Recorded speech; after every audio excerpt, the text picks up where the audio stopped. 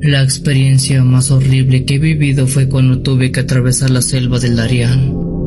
Irónicamente salí de mi casa con la intención de buscar una mejor vida en los países del norte, pero nunca pensé el calvario que viviría en los próximos días. Un grupo de 10 personas entre hombres y mujeres teníamos la intención de atravesar la selva del Darién, que se extiende desde Colombia hasta Panamá. Todos los presentes teníamos una sola idea en la cabeza: buscar una mejor vida para nuestras familias. Era por eso que no nos importaba arriesgarnos tanto en cruzar la selva, que es quizás una de las zonas más peligrosas del mundo. Ese grupo de personas era guiada por un hombre que se hacía llamar Chano. Él sería nuestro guía durante todo ese trayecto que duraba días. Antes de empezar el viaje nos explicó algunas reglas que debíamos seguir para no morir en el intento, pues aseguró que muy seguramente de los 10 que entrábamos, quizás solo llegaría a la mitad.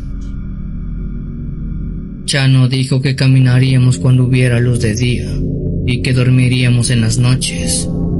Aquella zona es muy lluviosa, así que tendríamos que acostumbrarnos a caminar bajo la lluvia, pues esta sería nuestro acompañante durante todo el trayecto. Recalcó que no tocáramos ninguna planta y que evitáramos el roce de alguna de las muy en específicos que él mencionó, ya que estas provocaban salpullido intenso que podía terminar en una infección. En cuanto a los animales, dijo que nos fijáramos bien al pisar y sobre todo en los árboles, ya que ahí suele haber serpientes venenosas, arañas, ranas o insectos que podrían provocarnos la muerte. Recalcó esto último diciendo que si alguno de nosotros presentaba algún tipo de envenenamiento, él tenía un par de antídotos únicamente, así que si pasaba algún incidente y no tenía ese antídoto en específico, él dejaría a la persona, ya que representaría una carga para el resto del grupo. Por si fuera poco, a todo esto agregó que dentro de la selva nuestro grupo estaría rodeado de muy posiblemente más grupos de personas que también tenían la misma intención de cruzar la selva, así que quizás llegaríamos a escuchar gritos, llantos o incluso ver algunos cuerpos tirados en la selva de quienes no lograron salir con vida de ahí. En esos casos debemos dejar todo como está. Nunca debemos detenernos a auxiliar a nadie sin importar qué tanto implore, porque eso podría costarnos nuestra propia vida. Con aquellas instrucciones dichas, el grupo emprendió camino siguiendo al pie de la letra lo que dijo Chano. Durante el primer día tuvimos la suerte de que no llovió, o al menos no con tanta fuerza, lo que nos permitió avanzar un buen trayecto. Por la noche llegamos a un claro donde nos acostamos como Dios nos dio a entender. Era casi imposible no caer dormidos de inmediato debido al cansancio que teníamos. Sin embargo, entre sueños se podía escuchar el ruido muy a lo lejos de algunos gritos, llantos e incluso, si no me equivoco, de disparos de arma de fuego. El guía dijo que eso era normal, que esos eran los sonidos de esa selva. El siguiente día fue muy similar al primero, aunque esta vez avanzamos menos porque la lluvia fue más intensa y tuvimos que parar un par de veces. Pero lo que no fue similar fue la noche. Esta fue muy diferente a la anterior. Eran cerca de las 3 de la madrugada cuando un ruido despertó a muchos de los migrantes. El ruido que se escuchó fue como el de alguien caminando alrededor de donde estábamos acostados. Yo me desperté y vi como Chano, el guía, se paró y dijo que no nos moviéramos porque él iría a investigar. Chano se metió a la oscuridad del bosque y ahí estuvo un buen rato. Varios de los migrantes nos quedamos inmóviles, solo esperando a ver a qué hora salía el guía. Sin embargo, él tardó mucho.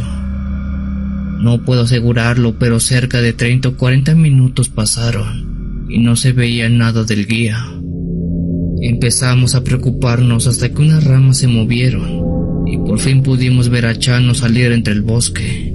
Sin embargo, cuando él salió, de inmediato nos pidió que nos fuéramos, que nos pusiéramos de pie ya que había que retirarse. Cuando lo vi noté que él se veía diferente. No puedo detallar bien cómo era que lo sabía, pero simplemente lo sabía.